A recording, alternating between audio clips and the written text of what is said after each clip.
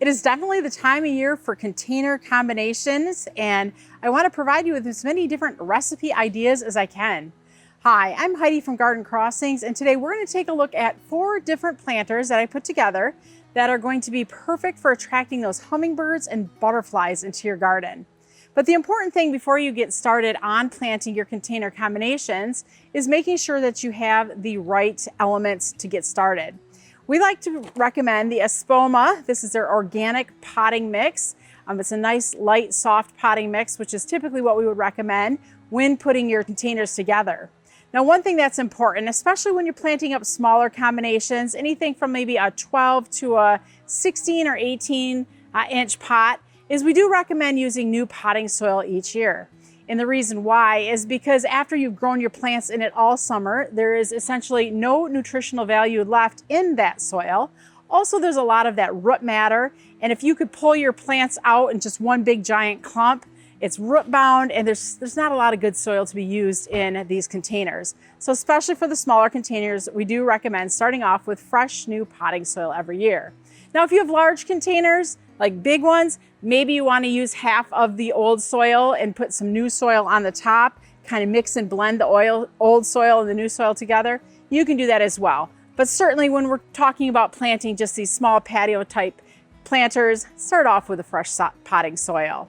So as mentioned, we're going to be planting up planters for butterflies and for hummingbirds. So I kind of walked through the garden center and just chose a few of the plants that I know are tried and true plants that do attract the hummingbirds and butterflies to the garden. And then I mixed in a few additional things as well, just to kind of give the plant some really nice fun color. Also plants too that do attract the hummingbirds and butterflies, but maybe not as much as some of the others. So let's go ahead, break these apart and talk about the plants that we use today to create these hummingbird containers. So last year up at the cottage, we used the Cuphea Vermillionaire, and man, I was constantly taking video of the hummingbirds going to this plant. Now, what makes Cuphea Vermillionaire a great plant for the hummingbirds are these little tubular flowers. Typically, if you have a flower that's tubular, that's usually a pretty good indicator that it's something the hummingbirds and butterflies will love. Another plant, especially later on in the season, that was loaded with the monarch butterflies was our sun-credible sunflowers. In fact, I was kind of shocked to see that there were so many butterflies on them because I really didn't think of the sunflowers as being that go-to plant for butterflies, but man, they loved the sun-credible sunflower. And then in the front here, I'm going to put some of the mini-me watermelon coleus. And obviously this plant itself isn't going to do anything for the butterflies or hummingbirds as far as them enjoying flowers, but I'm putting it in for the interesting foliage. So sometimes it's just a visual thing that brings those fluttery friends to your containers. And I'm hoping it's this burgundy and the pink shades of the mini-me watermelon that they'll be able to visually see and then come in and enjoy these plants even more so. So for this one, I'm only doing 4 plants. A lot of times I will do 5 or 6 depending on what we're doing. But because I know that the Cuphea Vermillionaire get really large, so does the sun-credible sunflowers, we're just going to stick to that smaller amount. That way the planter doesn't get too root bound too early in the season. Also, how I'm planting this is with a back side. So typically, if you're going to see the planter from all sides, you're going to plant with your thriller in the center and go around it. But with this one, I'm putting the thriller at the back of the container and then building my way forward. So we're going to use the coleus right up front and center.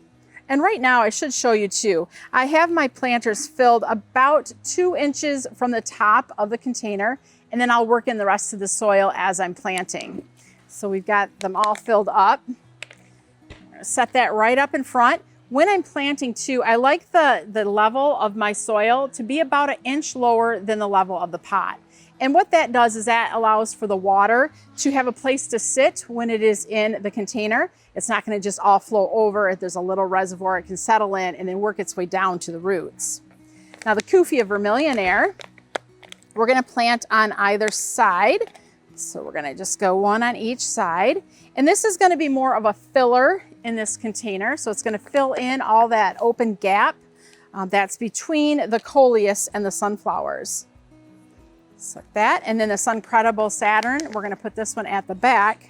And this one is definitely going to be the thriller. Now, you could use your Cuphea Vermillionaire as a thriller if you wanted to, because it certainly does get big enough. but because this sunflower is taller, we're gonna call this one the Thriller in our container. So when I get finished, I'm gonna go through and I'm gonna fill in all the gaps, but I'm first just gonna plant these together, talk about the plants. That way you can see what we've got going, and that way we're not wasting time with me just planting. So we'll come back and get this planted in just a minute. Now I love using Salvia in my containers, and Salvia blue suede shoes. It is just an amazing, beautiful shade of blue. It's like that nice periwinkle blue. So if you're looking for like a true blue, I would say blue suede shoes really is a pretty true blue flower. Now with this one, we're gonna do the Luscious Lemon Tart Lantana. Lantana are fragrant, and the hummingbirds and butterflies love lantana. We're gonna also do some petunias, and this is just to give us kind of that trailing over look in this container. Typically, I mean, hummingbirds and butterflies will go for petunias, but it's probably not gonna be like their first choice when they've got all these other great choices in this planter. And then as I had started off mentioning, the Rockin blue suede shoes Salvia, which is gonna be the Thriller. This plant is gonna get really tall in this container. So we'll go ahead and show you a minute while it's empty. So I've got it filled about 2 inches below the top of the pot. And we're gonna go ahead and plant the Rockin blue suede shoes right in the center. So this planter, I'm planting it in such a way that you'll be able to look at it from all angles. So if you're walking around it on your patio, it's gonna look the same from all directions. So we're gonna put the blue suede shoes there right in the center. And then I'm gonna take the lantana and I'm gonna plant them opposite of each other. So one on each side. So we've got one there.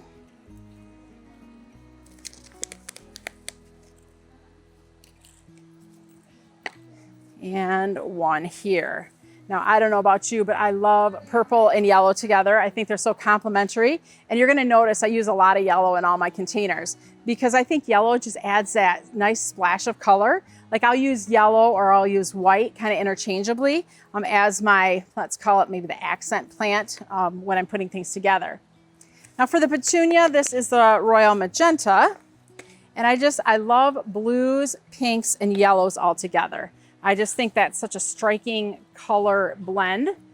And I chose the Royal Magenta because it's not quite as aggressive as the Vistas. Originally, I was gonna do Vista Fuchsia, but then I got to thinking that's just gonna be way too much plant for this planter. So I backed it off and chose to use just the Magenta instead. So we've got that all planted, and then I'm gonna go ahead and fill it in just a few minutes. Now this one's a little bit more of a wild card planter, and the reason why I say that is because of the plants that I chose to use. So what do we have here? We have the Profusion red-yellow bicolor zinnias, which we know butterflies love zinnias. We also use the Superbena raspberry, which I chose raspberry because I think it's gonna coordinate really nice with that zinnia. The zinnia's got a little bit of a raspberry pink in the center there, so I think it's gonna help pull out the raspberry pink color. And then in the center, I used the Meteor Showers Verbena, and I love Meteor Shower Verbena. We have these all over in our landscape, and when those monarch butterflies are around, they are just hovering over these plants, just absolutely enjoying them. If you are ever here in the summertime after we've done a butterfly release from our butterfly house, this is one of those plants that they go to right away. Now this planter, I'm gonna also plant in such a fashion that you can see it from all sides. So I'm gonna be putting the Verbena Meteor Showers right in the center, and this is gonna be the Thriller in this container combination. You'll notice it's got a very nice root system. I'm not ripping them apart, I'm just leaving it right as it is and planting it down in the soil. Now, why I said this is a little bit of a wild card is typically I don't plant zinnias in containers. We'll plant them out in the landscape, we'll plant them out in the garden, but I don't plant them in containers. Do you plant zinnias in containers? I'd love to know. So we're gonna put them in there. And is there a reason why I don't? There's no reason why I don't. I don't know, I guess it's not my go-to container plant. I'm sure we all have those plants that we kind of gravitate to and others that we don't. And this is one that I typically just don't gravitate to. So one on each side of the verbena, and then we're gonna go ahead and plant the raspberry verbena in the front and in the back.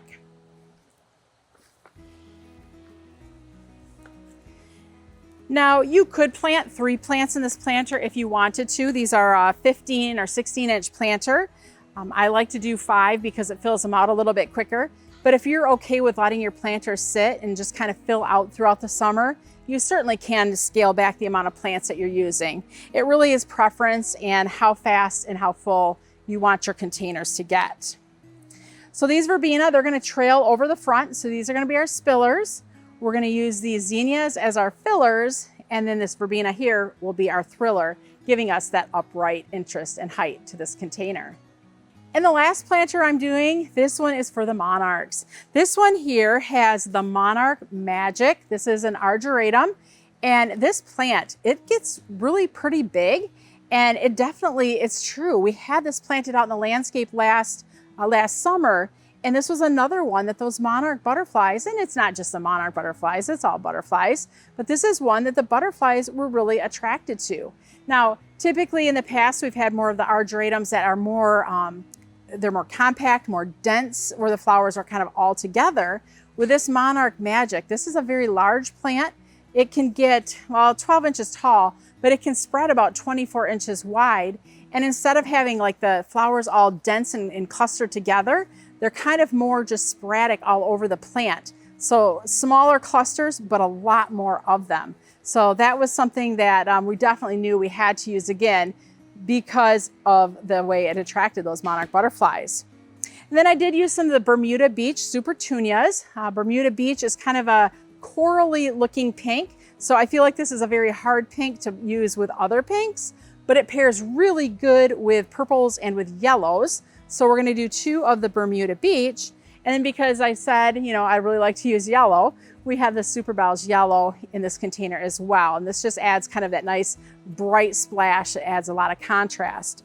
So the way I'm gonna plant this one is with having a backside to this container. Now this plant gets quite large, so we're gonna plant it in the back, and I anticipate it's gonna fill out probably a good 1/3, if not half, of this container. So we're gonna go ahead and just tuck it right here in the back. And then I'm gonna do 2 of the Bermuda Beach, 1 on either side of it. And this Monarch Magic's gonna get taller than the Bermuda Beach as it fills out and grows.